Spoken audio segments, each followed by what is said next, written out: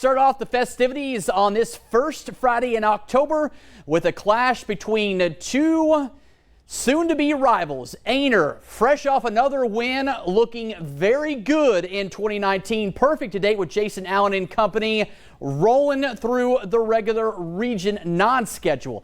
As for Cheraw, some bumps in the road, but they've got more wins than losses, and that is what it's all about. But tonight is when it starts. Region action, which leads to region championships, first round byes, the whole 9 yards, and of course seedings for the upcoming playoffs will begin here in about 4 weeks or so.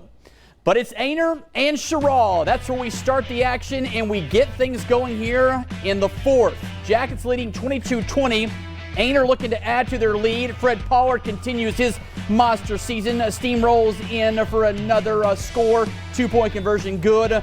Blue Jackets up 30-20. Moments later, Andrew Brown keeping it hit himself. What can Brown do for you? Oh, he could score touchdowns. Aynor now led 38-20. Cheraw looking to respond when Hall slant pass to Coit, Jalen Coit, the D1 prospect, showing off the speed. Long run after the catch results in a Brave touchdown. 2-point conversion good. Ladies and gentlemen, it's a 10-point game. Aynor, though, trying to put this one to bed, and they do just down. Brown puts this one on ice. In from a yard out, concludes the drive. Aynor wins it 45-28 as the Blue Jackets remain perfect in 2019, going to 5-0. More important than that, they are 1-0 in region, doing their best to win a region championship. Braves, however, fall to 4-2, just the second loss of the season. But this one, of course, goes into the region column as a loss, so they've got some work to do as they will travel to Lake City next week. As for Aynor, Blue Jackets heading back home to prepare for Marion. It's a battle of two ranked teams in the ABC 15 End Zone game of the week. Should be a good one as the Jackets will look to remain perfect.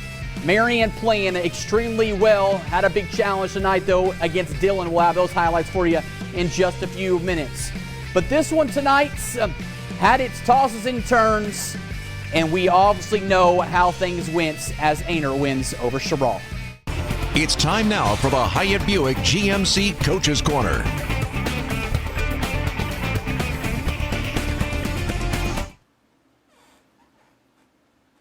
Is Cheraw head coach Andy Poole.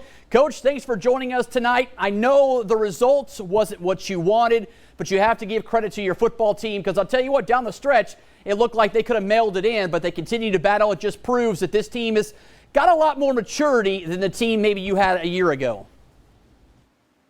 Oh, yeah, absolutely, and thanks for having us on. Hats off to Aynor and Coach Allen and his crowd. Played a tremendous ball game. Very physical up front. The running backs, quarterbacks, wing backs ran extremely hard, and I think we stopped counting at about 30 broken tackles. But, hats off to them, and congratulations on a 1-0 start. Andy, what do you need to do next week to get your team better, more focused on the fundamentals? Because as you just alluded, 30 missed tackles, obviously that's being a little, up there. That's probably not really what happened. But when you look at it, missed tackles kills any football team. What do you need to do to go back to fundamental football? This is the biggest thing. You can't really practice tackling. The high school league's got us on a limit of 90 minutes and, all week, and you have to keep that documented. So you have to, pick and choose how you want to tackle. And also if you're tackling in practice, as little numbers as we got, if somebody gets hurt, it's a double-edged sword. So, you try to, simulate as much as you can with equipment and stuff like that, but it's still not, giving you the same look as tackling a live person. What does it say to you about Jalen Coit, knowing that everybody's going to tee off on him being a Division I prospect with a lot of opportunities ahead with regards to his college future, but he continues to produce week in and week out, double teams, triple teams, all that, but he continues to do what you need him to do? Yeah, no question. Jalen is he's an extremely talented wide receiver. He's gonna, if he finds a crack, he's gonna catch a ball, he's gonna be gone. But teams, especially very good teams, are gonna bracket him. They're gonna corner it and get him with a corner on the sidelines, and they're gonna put a safety over the top and an overhang in the middle. So we got to find other ways to get other people the ball, so we're not all totally one-sided, as we were tonight. All right, my friend, last question. Lake City go on the road next week.